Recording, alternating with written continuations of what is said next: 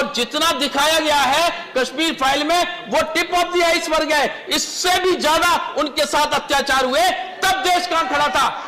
87 में फारूक अब्दुल्ला की सरकार किसने बनवाई थी? दूसरे घाव के बीच में तेजाब डाल करके आप कुछ नहीं हासिल करेंगे, भारत माता और लहूलुहान होगी। जो पिक्चर इंसानियत को लेकर थी, जो पिक्चर एक जेनोसाइड भी कहा जाता है, जेनोसाइड को लेकर थी, आप उसको राजनीतिक रंग देकर आप अपनी राजनीति कर रहे हैं, ये दुर्भाग्यपूर्ण है।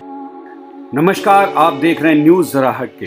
कश्मीरी फाइल के बारे में लोग तरह तरह की मनगढ़ंत बातें करते हैं। अगर सच दिखाना पाप है, सच बताना पाप है, सच को प्रदर्शित करना पाप है, तो यह पाप निरंतर करते रहना चाहिए। आप लोग कश्मीरी फाइल की विरोध करते हैं। कहां गए वो अभिव्यक्ति की आजादी के पुरोधा जो मोमबत्ती लेकर चलते थे और अभिव्यक्ति के नाम पर देश में तमाम तरह के बवंडर खड़ा करते थे, और वो कश्मीर फाइल की इस पिक्चर का विरोध करते नजर आते हैं।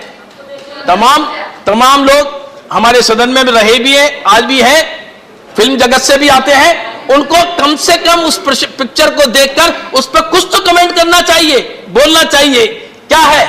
लेकिन अभिव्यक्ति की आजादी की बात जो लेफ्ट लिबरल्स के चश्मे से तुष्टीकरण का काला चश्मा पहनकर देखेंगे तो नहीं दिखेगा कश्मीरी पंडितों के ऊपर जो अत्याचार हुए हैं। तनखा जी इस बात को जानते हैं। तनखा जी के परिवार में, तनखा जी के रिश्तेदारों ने भी इस विभीषिका को झेला है, और जितना दिखाया गया है कश्मीर फाइल में वो टिप ऑफ द आइसबर्ग है। इससे भी ज्यादा उनके साथ अत्याचार हुए, तब देश कहां खड़ा था। 87 में फारूक अब्दुल्ला की सरकार किसने बनवाई थी? कांग्रेसियों ने बनवाई थी। और 87 की सरकार, फारूक अब्दुल्ला की सरकार में जब 1990 में 19 जनवरी 1990 को जब नरसंहार हुआ, Anil Jain ji is on point of order, Tankha ji is on point of order, please. देखिए, आपने हमारी पीड़ा समझी, उसके लिए तो मैं बहुत धन्यवाद देता हूं। बट 32 साल बाद समझी ये चीज आप 90 पे बोलते हैं, हमने 25 साल में मौका मिला। 32 साल बाद नहीं, ये पॉइंट ऑफ ऑर्डर नहीं है, ये पॉइंट ऑफ ऑर्डर नहीं है। हमें जब सरकार में मौका मिला हमने किया, आपने तब भी नहीं किया। कांग्रेस ने क्या किया 70 साल तक?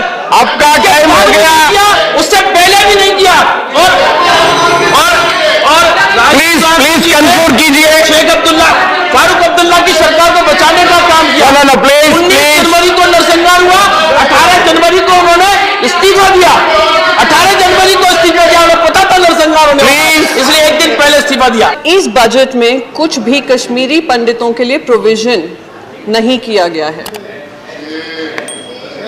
दुख इस बात का होता है कि आप इतिहास जब देश की जनता के सामने ला रहे हैं, बहुत महत्वपूर्ण इतिहास है, वो इतिहास है जिसके बारे में बहुत लोग चर्चा नहीं करते थे, आप उसको चर्चा में लाए हैं। Silence please, she is speaking, continue ma'am. आप उसको चर्चा में लाए हैं, एक पिक्चर बनी है, महत्वपूर्ण पिक्चर है, देश की हर जनता को जानना चाहिए कि क्या बीता है कश्मीरी पंडितों पर घाव कुरेद सकते हैं, घाव खोल सकते हैं, पर घाव को सॉल्व करना वो आपकी जिम्मेदारी बनती है। सही है।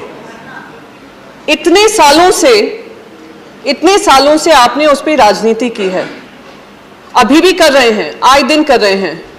जो पिक्चर इंसानियत को लेकर थी, जो पिक्चर एक जेनोसाइड भी कहा जाता है, जेनोसाइड को लेकर थी, आप उसको राजनीतिक रंग देकर आप अपनी राजनीति कर रहे हैं, ये दुर्भाग्यपूर्ण है।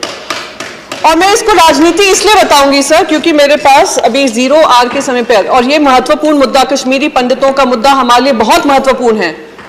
हिंदू हृदय सम्राट बाला साहेब ठाकरे जी एकमात्र नेता रहे होंगे जिन्होंने कश्मीरी पंडित जब वहां से आए थे लौटकर, जब वहां से निकाले गए थे, घरों से निकाले गए थे, उनकी जानें ली गई थी, हत्या हुई थी, तो उन्होंने मलहम लगाने का काम किया था।